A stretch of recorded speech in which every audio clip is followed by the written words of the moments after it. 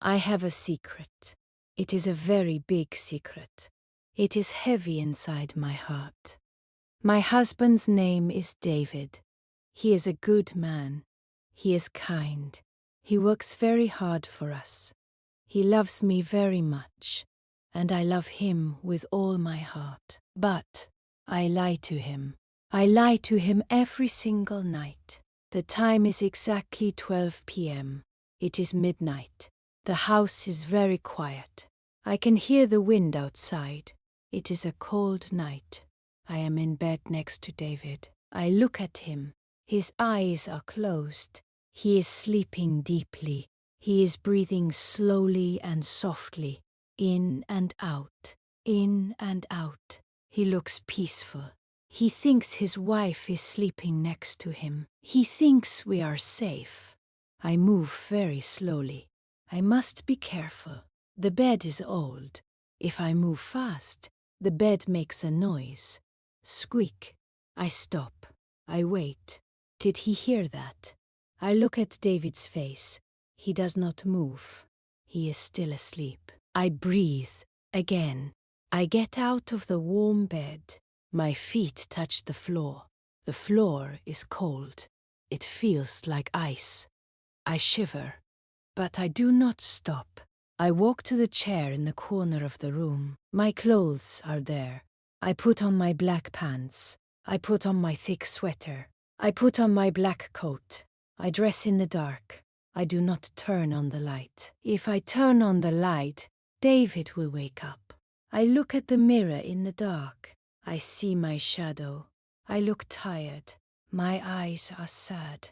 I whisper to myself, "You are doing the right thing, Anna. You are doing this for David."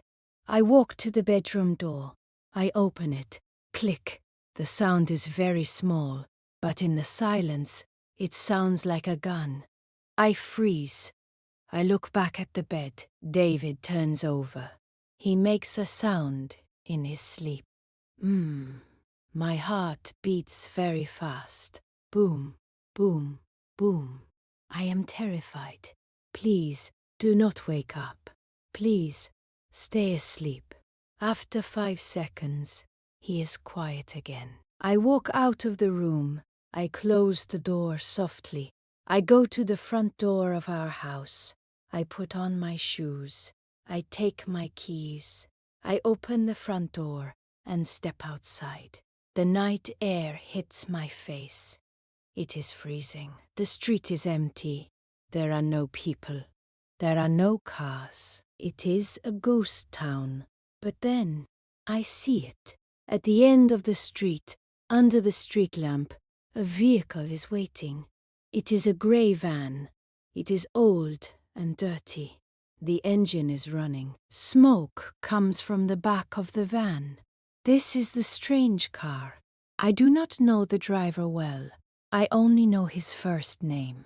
He does not talk much. I walk quickly to the van. I look around. Are the neighbors watching? No. Everyone is asleep. Everyone has a normal life. Only I am awake. Only I am walking in the dark. I open the door of the van. I get inside. The driver nods at me. We do not speak. He drives away. I look out the window. I see my house. It gets smaller and smaller. Inside that house, my husband is sleeping.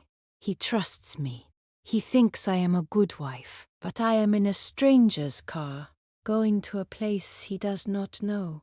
If David knows the truth, he will be heartbroken. He will be angry. Maybe he will stop loving me. Maybe he will leave me. Why do I do this? Why do I take this risk every night? To understand my secret, you must understand my life. You must understand our past. My name is Anna. I am 25 years old. I come from a small family. 3 years ago, I married David. It was the happiest day of my life. David is tall and strong. He has a beautiful smile. When he smiles, I feel happy. We wanted a big life. We wanted a big house, a nice car, and children. But life is difficult. Life is expensive. We live in the city, but we do not live in the rich part of the city.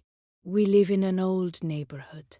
Our house is very small. It has only one bedroom, a small kitchen, and a small living room. The paint on the walls is old. It is peeling off. The windows are thin. In the winter, the cold wind comes inside the house. We have a heater, but we do not use it often. Heating costs a lot of money. So we wear sweaters inside the house. We are poor. I am not ashamed to say it. We are poor. David works at a factory. It is a big factory that makes car parts. It is a hard job. He stands up all day. He lifts heavy metal boxes. The factory is noisy. Clang, bang, zoom. It hurts his ears. The factory is dirty. There's oil and dust everywhere. Every evening, David comes home at 7 p.m. He walks through the door. He looks exhausted. His shoulders are down. His face is grey. His hands are black from the oil. He tries to wash it off, but the black oil stays under his fingernails. But he never complains. He sees me and he smiles. "Hello, my love," he says. He kisses my forehead. "How was your day?" "I cleaned the house. I made dinner. We sit at the small table in the kitchen. We eat dinner together. Usually, we eat soup, potato soup, or bean soup. Sometimes we eat rice and vegetables. Meat is very expensive. We only eat chicken on Sunday. Sunday is our special day. While we eat, we talk about our dreams. One day, Anna, David says, one day I will be the manager at the factory. I will make more money. I will buy you a new dress. I will buy you a warm coat. I will buy a house with a garden. I smile at him. I know you will, David. I believe in you. I hold his hand. His hand is rough and hard, but it is warm. I love his hands. They are the hands of a worker. But dreams do not pay the bills. The reality was different. The reality was hard. Every week, the postman comes. He brings envelopes.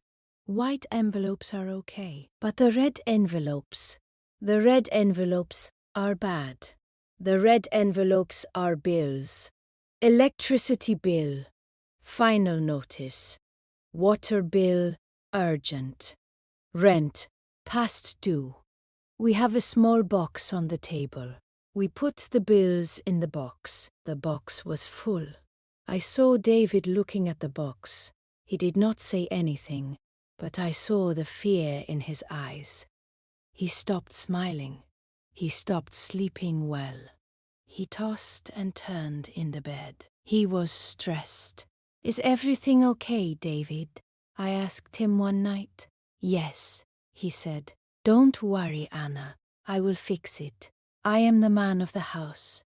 I will provide for us." David is a proud man. He has traditional values. He believes the husband must work and the wife must stay home. I wanted to help. "David," I said, "let me find a job. I can work in a shop. I can work in a restaurant." "No," he said firmly. "You take care of the house. That is your job. My job is the money. I do not want my wife to be tired. I do not want you to work for strangers." I argued with him. "But we need money." I said no, he said. "I will ask my boss for more hours. I will work overtime." So, I stayed home. I tried to save money. I walked to the market to find cheap food. I repaired our clothes. I turned off the lights to save electricity. But it was not enough. The city is too expensive. The prices go up every day. Bread is expensive. Milk is expensive. Rent is expensive. Then, the crisis came. It was a Tuesday evening. It was raining very hard. The rain hit the windows. Tap, tap, tap. Someone knocked on the door. Bang, bang, bang. It was a loud, angry knock. I looked at David. He looked scared. He opened the door. It was Mr. Smith. Mr. Smith is our landlord. He owns our house. He is a short man with a red face. He was wet from the rain, and he was very angry. "Mr. Smith," David said. "Hello." "Don't say hello to me," Mr. Smith shouted. He did not come inside. He stood in the rain. "Where is my money, David?" he asked. "You are 2 months late on the rent. 2 months." "I am sorry, Mr. Smith," David said. His voice was low. He was embarrassed. "The factory, they did not pay me the bonus. Please, give me more time." "Time?" Mr. Smith laughed. It was a cold laugh. "I gave you time. I cannot eat time. I cannot spend time. I need money." Mr. Smith pointed a finger at David. "Listen to me. Today is Tuesday. I want the money by Friday, all of it. If you do not pay me by Friday, you must leave. You and your wife. Out." "But Mr. Smith," David begged, "where will we go? We have nowhere to go." "That is not my problem," Mr. Smith said. "Friday, noon." He turned around and walked away. David closed the door. He leaned his head against the wood. He did not move for a long time. I went to him. I touched his back. He was shaking. Was he crying? David never cries. He is strong. But that night, he was broken. "I failed," he whispered. "I failed you, Anna. We are going to lose our home." "No," I said. "We will find a way." "How?" he asked. He turned to me. His eyes were red. "I asked my boss for extra hours today. He said no. The factory is losing money. There is no extra work. I have nothing, Anna. I have 0. We went to bed early that night. The house felt colder than usual. David fell asleep because he was exhausted from the stress. But I was wide awake. I lay in the dark. My eyes were open. Friday. We had 3 days. We needed $500. We had $20 in the kitchen jar. We were going to be homeless. I imagined us sleeping on the street. I imagined the cold. I imagined the shame. No, I thought. I cannot let this happen. I must do something. I got up. I went to the kitchen. I made a cup of tea, but I did not drink it. On the kitchen table, there was a newspaper. David brought it from work. I opened the newspaper. I looked at the pages. News, sports, weather. I turned the page. Jobs. My eyes looked at the list. Doctor wanted? No. Teacher wanted? No. Driver wanted? No. I cannot drive a truck. Then I saw a small circle. Someone had circled an advertisement with a red pen. Maybe David looked at it. It said, "Cleaners wanted night shift." I read it carefully. Office building in city center. Hours, 12 a.m. to 5 a.m. Cash payment every week. Transportation provided. I read it again. 12 a.m. to 5 a.m. Midnight to morning. I looked at the bedroom door. David sleeps from 11 p.m. to 6:30 a.m. If I take this job, I can work while he sleeps. I can leave at midnight. I can come back at 5:30 a.m. I can be in bed before he wakes up. He will never know. He will not be angry. His pride will be safe, and I will have the money for Mr. Smith. My heart started to beat fast. It was a crazy idea. It was dangerous. What if he wakes up? What if he sees the empty bed? But what is the choice? Option A, lose our home, live on the street. Option B, lie to my husband and save our home. It was not a hard choice. I chose option B. I went into the bathroom and closed the door. I turned on the water so David could not hear me. I called the number in the newspaper. It rang once, twice. Hello? A woman answered. Her voice was tired. Hello, I whispered. I am calling about the cleaning job. Can you work nights? She asked. Yes, I said. Is hard work okay for you? Yes, I can work hard. Okay, she said. We need people urgently. Can you start tonight? Tonight. It was already 10 o'clock p.m. Yes, I said. I can start tonight. Good. A company van will pick you up at your street corner at midnight. Be there. Don't be late. I hung up the phone. My hands were shaking. I went back to the bedroom. I looked at the clock. 11:30 p.m. I had 30 minutes. I prepared the bed. This was the most important part. David must think I am there. I took 2 extra pillows from the closet. I put them under the blanket, next to David. I arranged the blanket. It looked like a body. It looked like a person sleeping on her side. In the dark, it looked perfect. Now, it is midnight. I am in the grey van. The driver is driving fast. We are going to the city center. I look at my hands. I am not wearing my wedding ring.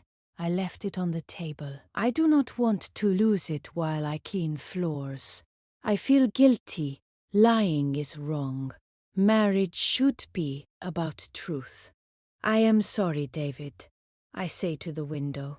I love you. I am doing this for us. The van stops. We are in front of a huge glass building. It is a skyscraper. It is dark and scary. Get out, the driver says. Work starts now. This is the beginning of my secret life. This is step 1. The work was very hard. I did not know that cleaning was so difficult. The office building was huge. It had 20 floors. There were long hallways, big meeting rooms, and many bathrooms. I was part of a team, but we did not talk. We had to work fast. My job was the floors. I had a heavy bucket of water and a mop. I washed the floors. Swish, swish, swish. The smell of the soap was strong. It made my head hurt, my back hurt, my arms hurt. I looked at the clock on the wall. 2 o'clock a.m. I wanted to sleep. My body wanted to rest. But I thought of David. I thought of Mr. Smith and the rent money. Keep going, Anna, I whispered. Do not stop. At 5 a.m., the work finished. The boss gave me an envelope. Inside, there was cash. It was money for the night. I held the money tight in my hand. It was real. I did it. The grey van drove me home. The sky was getting light. The birds were starting to sing. The van stopped at my street corner. I ran to my house. I opened the door quietly. Click. I took off my work clothes. They smelled like chemicals. I hid them in the bottom of the laundry basket. I put on my pajamas. I brushed my teeth quickly. I climbed back into bed next to David. It was 5:30 a.m. David moved. Anna, he mumbled in his sleep. Shh, I said. I am here. Go back to sleep. He fell asleep again. I closed my eyes. I had to wake up in 2 hours to make breakfast. This became my life. This became my double life. For 2 weeks, I did not sleep. I worked all night. I came home. I made breakfast for David. Good morning, I said. I tried to smile, but my smile was fake. David looked at me. You look tired, Anna. Your eyes are red. I am fine, I said. I had a bad dream. When he left, I tried to sleep on the sofa, but I could not sleep well. I had to clean our house. I had to go to the market. I had to cook dinner. I was a zombie.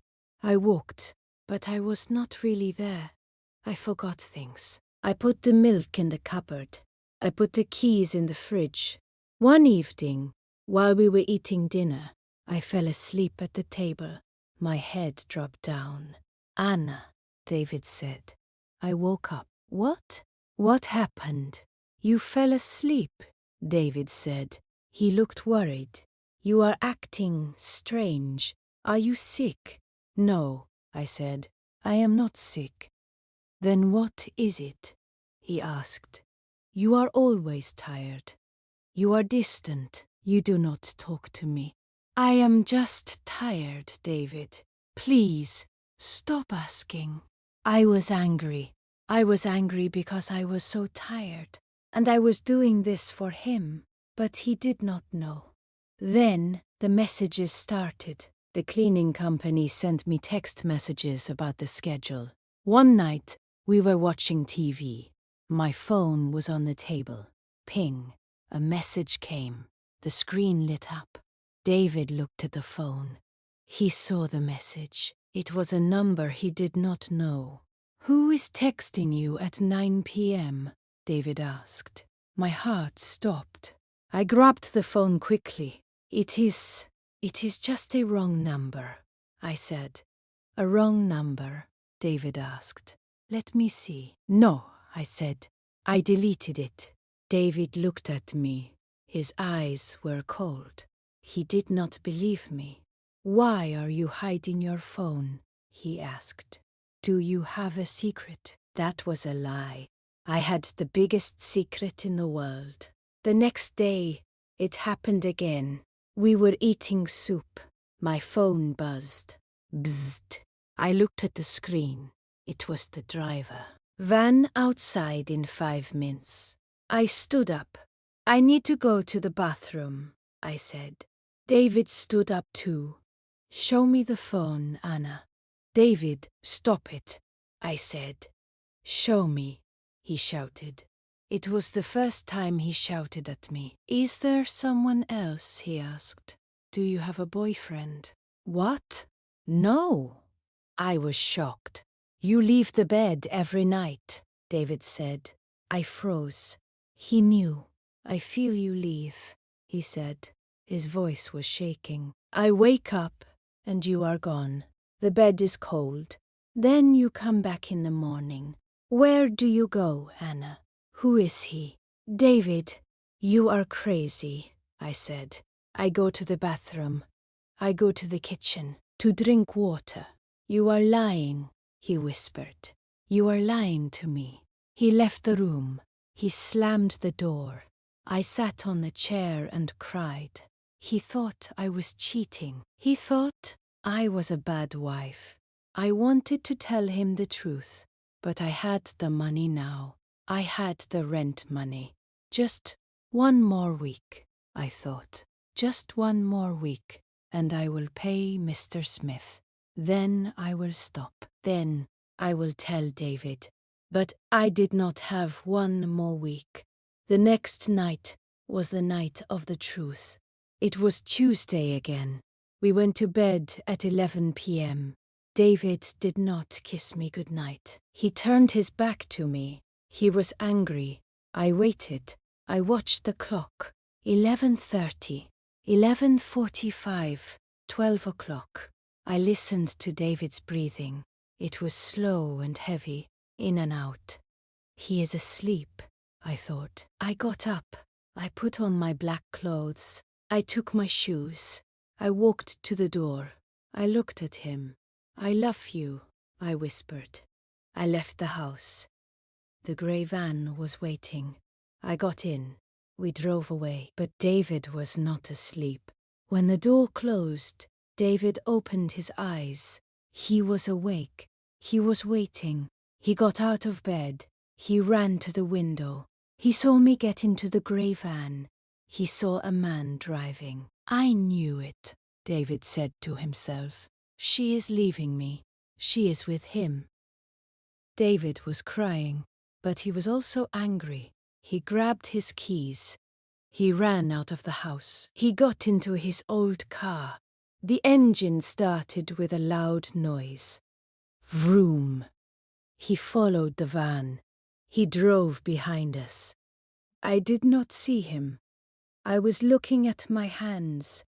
I was thinking about the floors I had to clean. The van drove to the city center.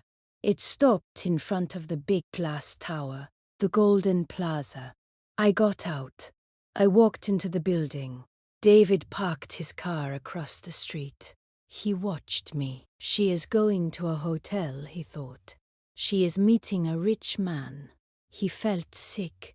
His heart was broken. He crossed the street. He walked to the glass doors. The security guard was not there. The door was open for the workers. David walked inside. The building was quiet. It was very fancy. There was marble on the floor. There were gold lights. Where is she? He whispered. He saw the elevator going up. It stopped on the 4th floor. David ran to the stairs. He ran up the stairs. 1st floor, 2nd floor, 3rd floor, 4th floor. He was tired. He was sweating. But he had to know. He opened the door to the 4th floor. It was a long hallway with offices. He heard the sound. Swish, swish. It was the sound of water. He walked slowly down the hall. He looked into the rooms. Empty, empty, empty. Then he looked into the big conference room at the end of the hall. He stopped. He could not believe his eyes. He did not see a rich man. He did not see a party. He did not see a boyfriend. He saw me. I was on my knees. I was wearing a blue uniform. It was too big for me. My hair was messy. I was sweating. I had a scrub brush in my hand. I was scrubbing a coffee stain on the carpet. Next to me was a bucket of dirty grey water. I looked terrible. I looked exhausted. David stood at the door. He was in shock. His mouth was open. I felt someone watching me. I turned around. I saw him. David, I whispered. The brush fell from my hand. My face turned red. I was so ashamed. I did not want him to see me like this. I was a cleaner. I was dirty. David, what are you doing here? I asked. I stood up. My knees hurt. David walked into the room. He looked at the bucket. He looked at my uniform. He looked at my red hands. Anna, he said. His voice was soft. I am sorry, I said. Tears started to fall from my eyes. I am so sorry, David. Please, don't be angry. Angry, he asked. Anna, what is this? It is a job, I cried. I work here every night, from midnight to 5. But why? He asked. Why did you lie? I thought you were with another man. Another man? I looked at him. No, David, never. There is no other man. I reached into my pocket. I pulled out the envelope, the white envelope, with the cash. Here, I said. I gave it to him. What is this? He asked. It is the rent money, I said. It is for Mr. Smith. I made $400. We can pay the rent on Friday. We will not lose our house. David looked at the money. Then he looked at me. He started to cry. Big tears rolled down his face. You did this? For us? He asked. Yes, I said. You work so hard, David. I wanted to help. I know you have pride. I know you wanted to do it alone. But we are a team. I cannot let you carry the burden alone. David dropped the money on the floor. He did not care about the money. He ran to me. He hugged me. He hugged me so tight. He did not care about my dirty uniform. He did not care about the smell of the soap. He buried his face in my neck. "I am so sorry, Anna," he sobbed. "I am a fool. I am a stupid man. I thought bad things about you. And you were here, on your knees, saving our family." "It is okay," I said. I stroked his hair. "It is okay." "No, it is not okay," he said. He pulled away and looked at me. "Look at you. You are exhausted. You are sick because of this. I cannot let you do this. But the money, we will find another way," he said firmly. "We will sell the car. We will sell the TV. I don't care. But you will not work here. You will not lie to me again. No more secrets. No more secrets," I promised. David took off his jacket. He rolled up his sleeves. "What are you doing?" I asked. He picked up the scrub brush. "I am helping you," he said. "We will finish this floor together. And then we are going home." I smiled. It was a real smile this time. We cleaned the room together. David was strong. He worked fast. We finished the job at 4 a.m. We walked out of the building hand in hand. The grey van was waiting, but David shook his head at the driver. "She is coming with me," he said. We got into David's car. The sun was coming up. The sky was pink and orange. It was a beautiful morning. I looked at David. He looked tired, but he looked happy. "I love you, Anna," he said. "I love you, David," I said. We paid Mr. Smith on Friday. We did not lose our house. Life is still hard. We are still poor. The bills still come, but something changed that night. We stopped hiding things. We stopped being afraid. I learned that a secret is a heavy thing to carry. It is too heavy for one person. But when you share the truth, the weight disappears. My husband knows everything now. He knows I am strong. He knows I love him. And I know that we can face anything as long as we are together. This was the story of my midnight secret. But now, it is just a memory. Now, when I sleep at night, I really sleep. And when I wake up, David is there, holding my hand.